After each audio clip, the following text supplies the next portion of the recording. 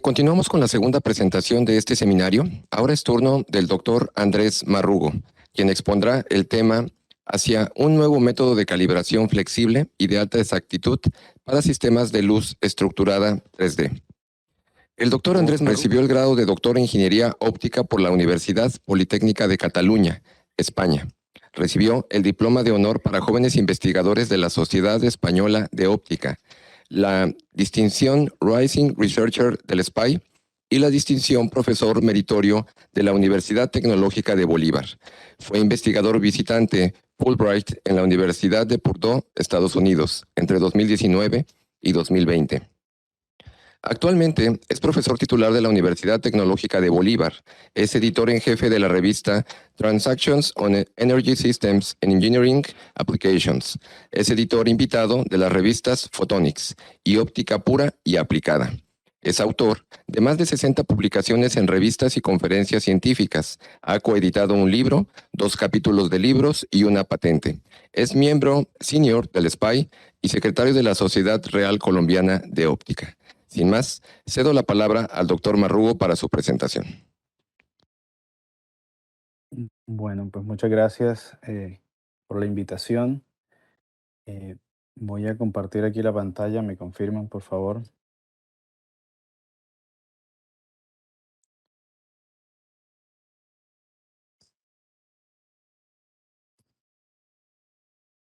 Adelante, doctor Marrugo. Sí, ¿me escuchan? Perfectamente. Sí, y se ve la pantalla, sí, la presentación. Sí, es correcto.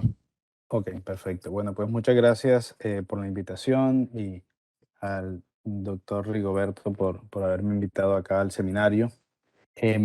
Y pues el tema que les vengo a tratar, ¿sí? Es hace un nuevo método de calibración flexible y de alta exactitud para sistemas de luz estructurada 3D.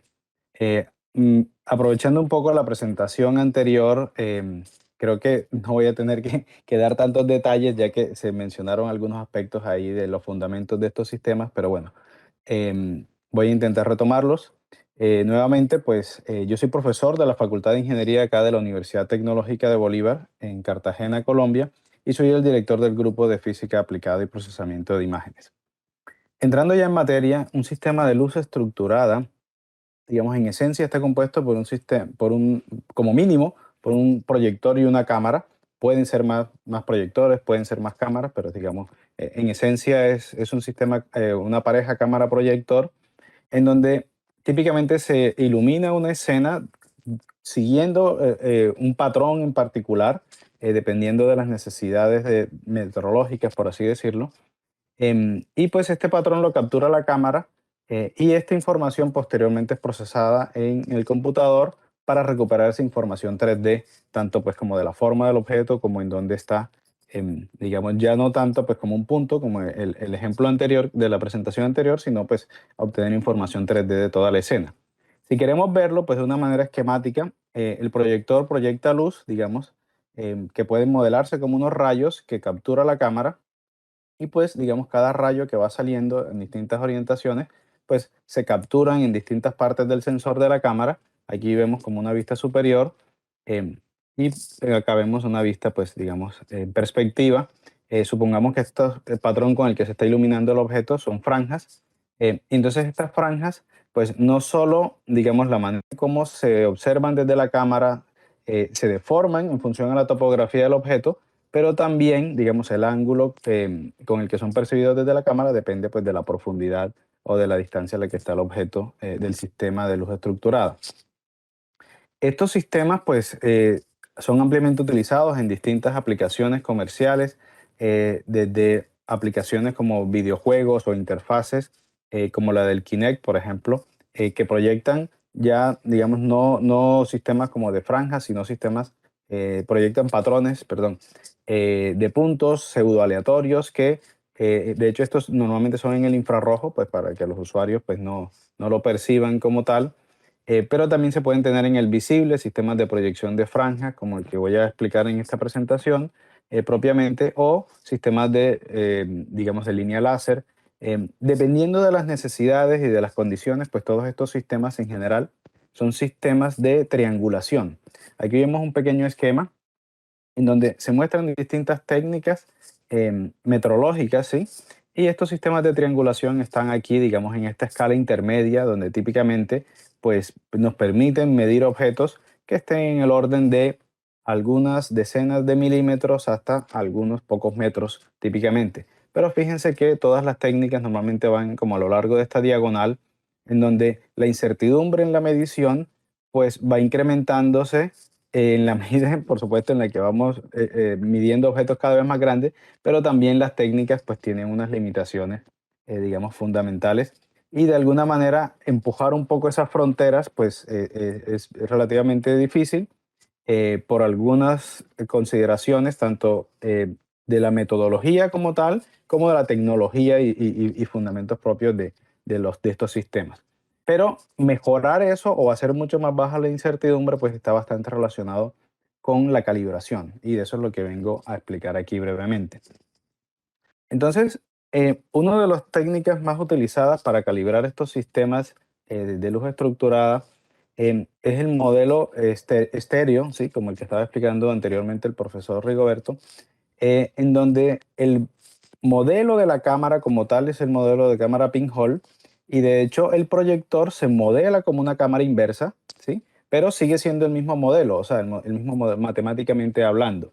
Entonces tenemos aquí, por ejemplo, un proyector y una cámara, pues de este proyector sale digamos, un patrón que cuando llega acá al objeto, pues se deforma, pero si estamos siguiendo como este píxel amarillo que está aquí, de aquí se dice que sale un rayo de luz que llega aquí a este punto B y luego es captado acá en un píxel en la cámara, digamos un píxel A. Y por supuesto, pues esta línea, digamos que en este caso ya sería una línea de fase o una franja, pues acá se deforma y por supuesto la cámara la captura de manera deformada y ahí tenemos en principio suficiente información para recuperar la información 3D del objeto. Ya viéndolo en términos pues, de dos cámaras pinhole, tanto la cámara como el proyector, se dice que para recuperar la información 3D de un punto XP en el espacio, pues tendríamos que resolver este sistema de ecuaciones. Aquí, ¿qué tenemos? Tenemos el punto, me excuso por el cambio de aquí de coordenadas, X mayúscula aquí representaría este punto 3D. Esta matriz P, ¿verdad? Me representa tanto los parámetros intrínsecos como extrínsecos de la cámara y por supuesto acá tendríamos el, el píxel, digamos, ya en minúscula, de tanto de la cámara como del proyector. Entonces, esta primera ecuación es la ecuación de la cámara y esta es la ecuación del proyector. Nótese que es el mismo punto, pero proyectado en el sensor de la cámara y en el proyector. En esencia, resolver este sistema de ecuaciones necesitamos obtener estas coordenadas x, y, z y como se observa, pues realmente solo necesitaríamos digamos, tanto el píxel horizontal y vertical o columna y fila de la cámara y como mínimo uno del proyector, aunque se pueden hacer ambos. Esto significa proyectar tanto franjas verticales como horizontales para la reconstrucción 3D. Sí, ya hemos hecho la calibración, que es obtener estas matrices tanto del proyector como de la cámara. Pero bueno, entonces, ya entrando en materia, una vez se resuelve esto, pues, o sea, lo que es la reconstrucción 3D es, tengámoslo presente, conozco estas matrices y puedo resolver las coordenadas 3D de un punto, pero por otro lado, la calibración significa conozco un objeto tridimensional y soy capaz de estimar estas matrices tanto de la cámara como del proyector. Este es el método estándar con el que se calibran la mayoría de estos sistemas.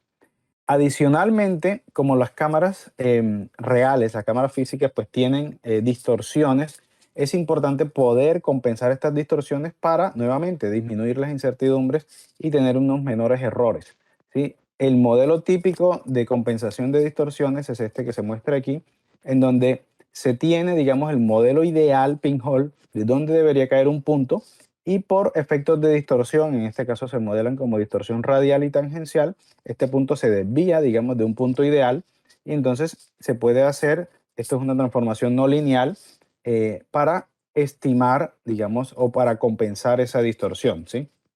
Y esto claramente ayuda a disminuir los errores en la reconstrucción tridimensional. Bueno, entonces el método estándar de calibración básicamente consiste en estimar, aquí vemos en rojito, pues lo que significa que voy a estimar los parámetros intrínsecos de la cámara, los parámetros intrínsecos del proyector, y cuando hablamos de parámetros extrínsecos, en esencia es cómo está orientado este proyector relativo a la cámara, ¿sí? Para poder resolver este sistema de triangulación. Yo ubico un objeto, típicamente un patrón de círculos o de cuadrículas, a cierta distancia, normalmente dentro de una distancia de trabajo. Yo lo posiciono en distintas orientaciones que cubran un volumen, y enviando patrones tanto de franjas horizontales y verticales, yo puedo, al proyector. Esto se proyecta aquí sobre el objeto. Yo puedo recuperar la información típicamente a través de fase o algún código de palabras, y puedo saber este punto que está aquí, de qué punto del proyector vino, y así voy haciendo correspondencias con el objeto físico, porque yo sé sus coordenadas y puedo recuperar esa información de parámetros intrínsecos y extrínsecos. Este es el método estándar, digamos, que acabo de explicar de la diapositiva anterior. El método que proponemos, sí, voy a explicar brevemente el principio, se fundamenta en usar el método estéreo y modelo de cámara pinhole. O sea, una de las ideas que tuvimos cuando estábamos desarrollando esto era: usemos la calibración estándar e intentemos llevarla a lo mejor que podamos hacer, ¿sí? A través de no tener que inventar digamos, una metodología nueva que requiera un procedimiento completamente diferente, sino que realmente vamos a partir del método estándar que ya todo el mundo conoce y usa, ¿no? Entonces aquí tenemos nuestra cámara, el proyector. Vamos a posicionar un plano de manera arbitraria en el espacio tridimensional, que puede de hecho ser uno de los planos de calibración que ya hemos capturado para hacer la calibración. Así que eso es una de las cosas bonitas, que en realidad es un método que se puede aplicar utilizando información que ya hemos capturado para la metodología estándar. Se ilumina ese plano, se reconstruye y obtenemos una nube de puntos, ¿sí? Lo hacemos para distintas posiciones. Aquí tenemos otra posición, aquí tenemos otra posición. Típicamente para una calibración se suelen capturar, para que salga bien la cuestión, no menos de 20, 25 poses o algo así por el estilo. Entonces tenemos todas estas reconstrucciones 3D de este objeto plano, y nosotros pues sabemos que por errores residuales, eh, típicamente esto no va a dar tan plano como quisiéramos. Entonces podemos estimar unos planos ideales a partir de cada una de esas nubes de puntos, y podemos entonces ahora sí posicionarnos sobre un píxel cualquiera de la cámara y trazar lo que sería pues un rayo que sale desde la cámara y atraviesa todos esos planos, ¿sí? Y podemos calcular unas distorsiones de donde debería estar ese punto, digamos, en ese plano ideal, y donde realmente nos dio. Entonces podemos calcular todos esos errores para todos esos n planos, y podemos corregir esas coordenadas, o sea, tanto en X, Y y Z, ¿sí? Simplemente es haciendo una corrección, digamos, para cada uno de esos planos. A su vez, yo conozco para cada uno de esos puntos, ¿sí?, los valores de fase absoluta que salieron del proyector, y entonces puedo hacer un mapeo coordenadas a fase absoluta, lo cual me permite a mí para cada píxel del proyector conocer cuáles serían, digamos, estos distintos valores de X, Y y Z con sus correspondientes valores de fase absoluta del proyector. Entonces el método o de calibración en esencia es arrancar con el método estándar de calibración que ya conocemos, reconstruir un objeto plano a lo largo de ese volumen de calibración. Nuevamente pueden ser los mismos eh, patrones del paso 1, o sea, no requiere un segundo paso adicional de captura de información. Se calculan estos errores X, Y y Z para obtener unas nuevas coordenadas X, Y y Z. Para cada píxel de la cámara hacemos un ajuste polinomial para cada uno de estos píxeles a lo largo de todas esas coordenadas. Em, pero ya lo que corresponde a la reconstrucción tridimensional, pues es de hecho relativamente más fácil, y hasta computacionalmente más económica, se puede decir. Porque consiste en recuperar fase absoluta, ¿sí? Una vez se proyecta, ya una vez calibrado el sistema, se ilumina una escena que se quiere reconstruir, se recupera fase absoluta, se alimentan estos valores de fase en este modelo que le llamamos modelo híbrido, y se obtienen automáticamente coordenadas X, Y y Z para cada uno de esos puntos, ¿sí? Que en principio pues son de muchísima mejor calidad, por así decirlo, que por el método estándar, como voy a mostrar más adelante. Em, Estas coordenadas corregidas, sí, pues tenemos que obtenerlas inicialmente Entonces aquí tendríamos el valor de fase absoluta correspondiente para todos esos planos. Y aquí sería, digamos, en un plano en particular, pues las coordenadas X, Y y Z corregidas, ¿no? Digamos, típicamente se ve algo así. En realidad es muy suave, ¿sí? Porque como uno esperaría que sea una variación bastante suave. Em, pero, pues digamos, en esa calibración punto a punto es lo que nos permite mejorar la calidad de los resultados y disminuir las incertidumbres.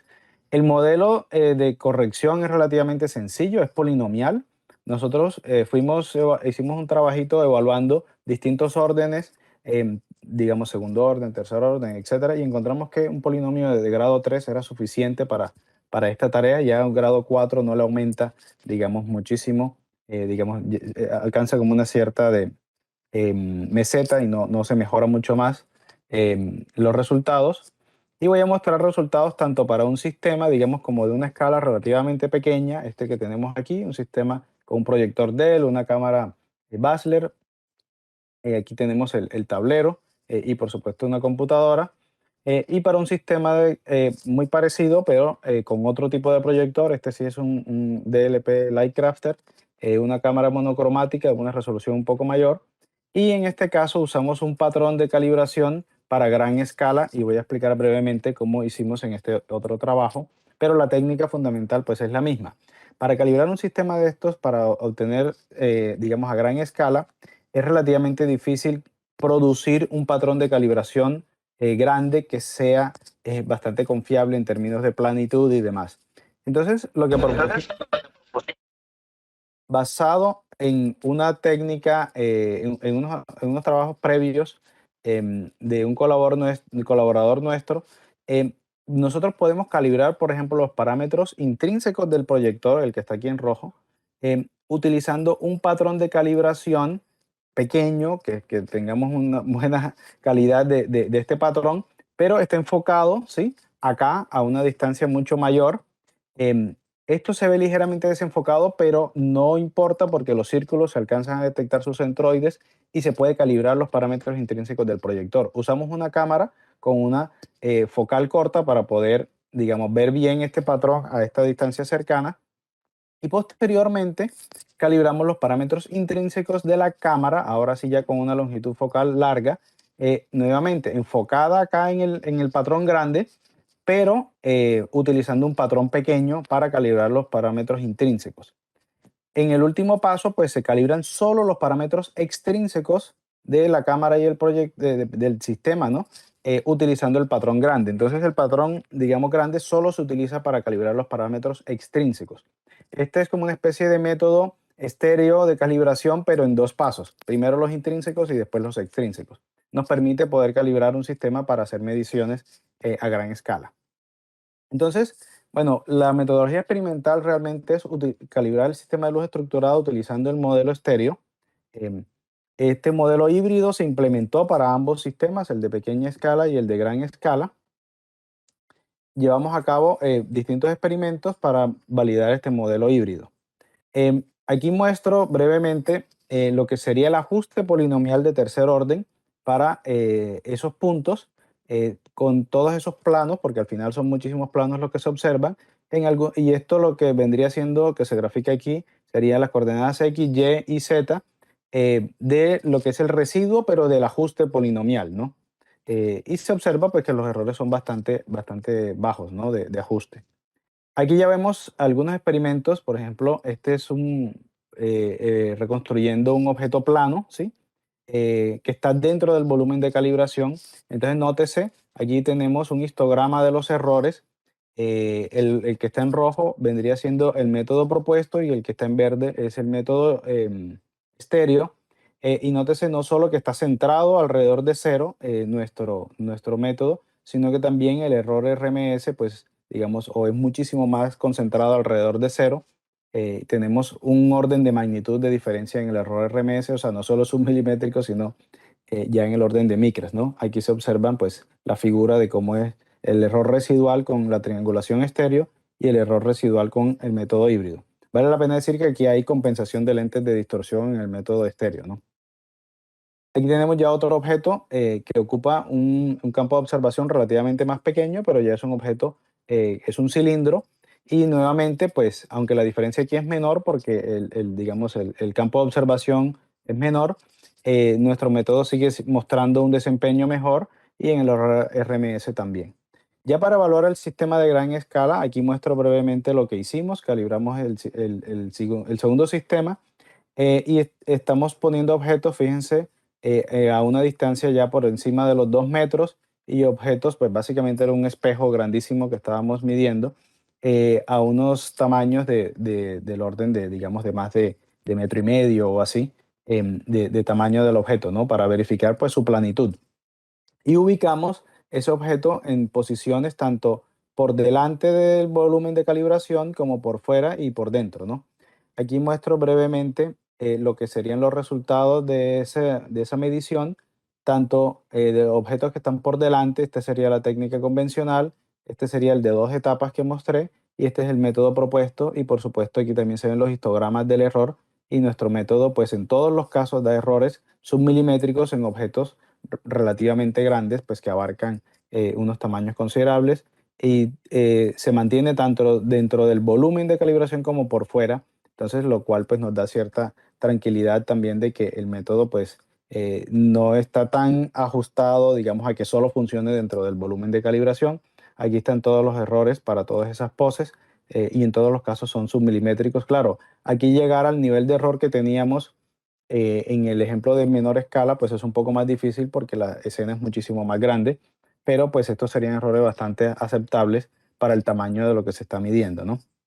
Aquí ya por último muestro pues una escena compleja reconstruida con el método, pues como para mostrar de que el método no introduce nada extraño en la reconstrucción como tal.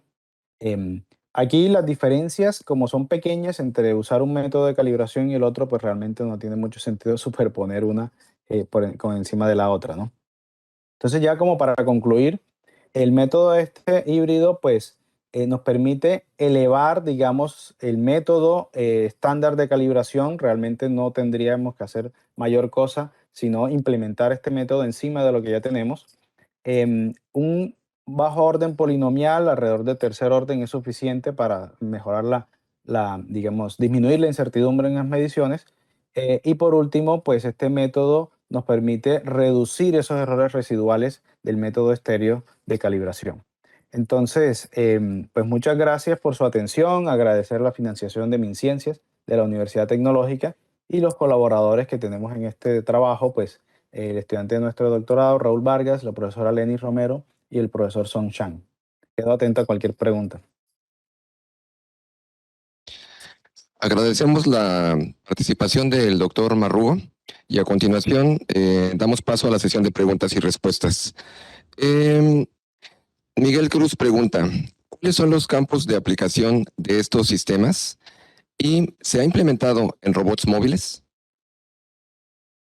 Bueno, sí, muchas gracias por la pregunta. Realmente, como expliqué al principio de mi presentación, estos sistemas se utilizan en em, digamos, en muchas aplicaciones. De pronto a veces no somos del todo conscientes, pero en interfaces de videojuegos, había puesto el ejemplo del Kinect.